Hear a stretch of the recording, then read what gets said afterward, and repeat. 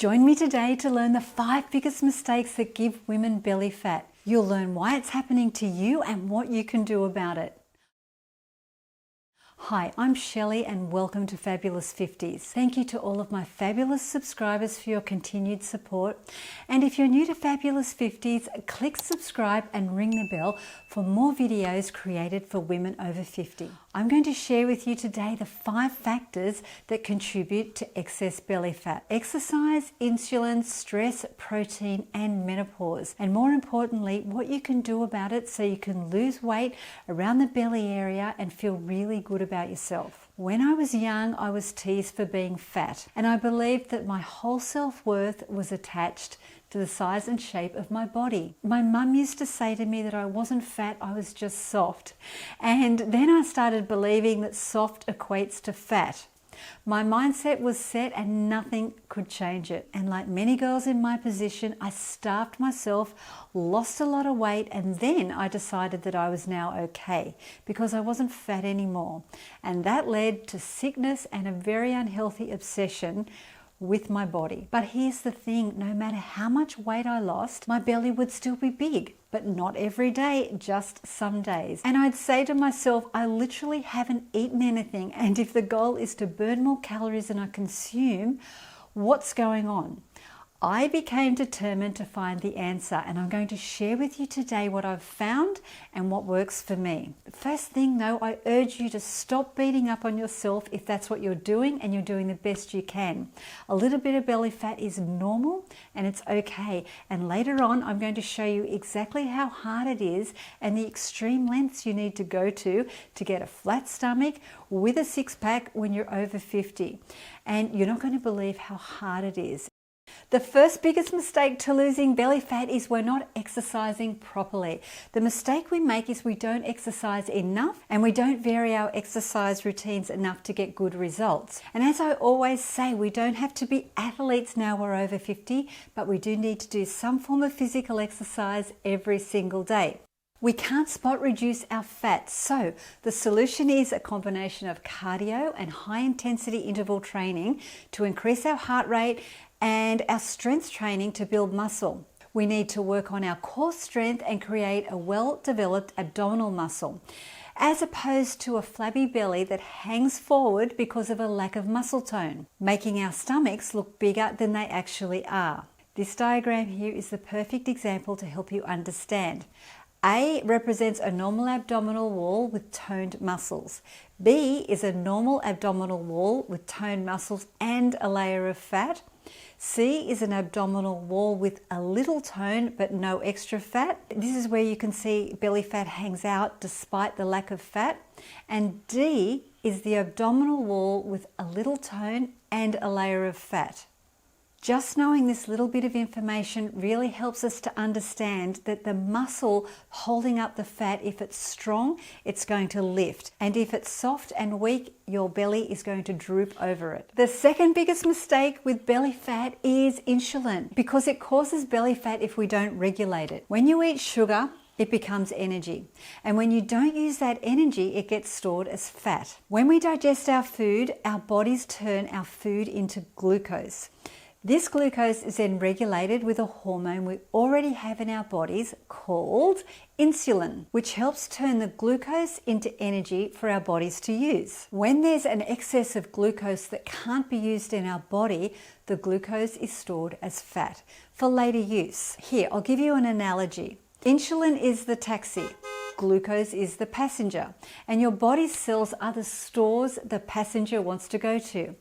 The taxi, which is the insulin, picks up the passenger, which is the glucose, and drives it to the store, which is your cell, where it can then be used for energy immediately or stocked on the store shelves for later use. The problem is that if your store has too much of this extra energy and you never burn it, you end up with larger and larger fat stores sitting on the shelf for later use. And because a lot of this excess is sent straight to your belly, you can start to notice weight gain around your belly a lot quicker. What's the solution? Well, Insulin reacts differently depending on the foods we choose to eat. Foods rich in refined carbohydrates and simple sugars, such as white bread, white rice, sugary cereals, cakes, they cause a rapid rise in our blood sugar and our insulin levels, leading to increased belly fat storage. When you eat sugary foods, the sugar becomes energy, and when you don't use that energy, it gets stored as fat. On the other hand, foods high in protein, healthy fats, and fiber slow the breakdown of sugar into the bloodstream, helping our blood sugar levels remain fairly consistent during the day. The third biggest belly fat mistake is allowing our stress hormones to get out of control. And stress plays such a significant role in your control of belly fat. So in order to be successful and get rid of belly fat once and for all, we must get our stress levels under control. And this is the perfect example of what happens to my belly. Calm, happy, life is good, and me with lots of stress. When you're under stress, your body increases the production of adrenaline, which signals the fat cells to release their stores of fatty acids into the body where they're used as energy. This release gives a sudden burst of energy, which is called the fight and flight response. This response was perfect in the day of the Stone Age when we had to escape from a tiger that was chasing us. But today's stresses are from work, quarantine, relationships, 24/7 news, and these stresses are all day, every day. And also the foods that we put into our body really stress our body. And because our stress occurs due to mental stresses rather than physical stresses, the free fatty acids that are released aren't burned off as energy. Stress equals fat, and if you're not burning it off, it stays. As a result, your adrenal glands release the hormone cortisol to help collect and store the unused fatty acids. Sadly though, cortisol loves our belly, so it tends to deposit fat there versus other cells in our body. This is where exercise comes in. Exercise is the best way to de-stress, along with meditation and creativity, to reduce your cortisol levels. The fourth big mistake with belly fat is not including enough protein into our diet. Getting adequate dietary protein is one of the most important factors in preventing weight gain. High protein diets make you feel full and satisfied, increase your metabolic rate, and it leads to a spontaneous reduction in calorie intake. In contrast, low protein intake may cause you to gain belly fat over the long term. My personal goal is to consume 30 grams of protein 3 times a day. So basically what I do is I reduce my carbohydrates but don't eliminate them, increase my protein and my fat. The fifth thing to be aware of is menopause. Gaining belly fat during menopause is extremely common. At puberty, the hormone estrogen signals the body to begin storing fat on the hips and the thighs in preparation for a potential pregnancy. Around the time of menopause, a woman's estrogen levels drop dramatically, causing fat to be stored in the abdomen rather than the hips and the thighs. It all squishes upwards. Some women gain more belly fat at this time than others, and this is partially due to genetics as well as the age at which menopause starts. And to help regulate menopause symptoms, everything I've outlined above will help. Exercise, eat right, de-stress, and you'll start to see improvement. As promised, this is what it would actually take to achieve this body. This diet is very strict. As you can see, there's a lot of calories there, but there's not much variety. And you have to be super strict with it. And the workout plan is pretty intense. Lots of cardio, and the weight training's intense. So all of this for the arms, and when you get to leg day, it's amped up with weight. So lots and lots of weight and lots of leg work. And most of these exercises will also target the abs.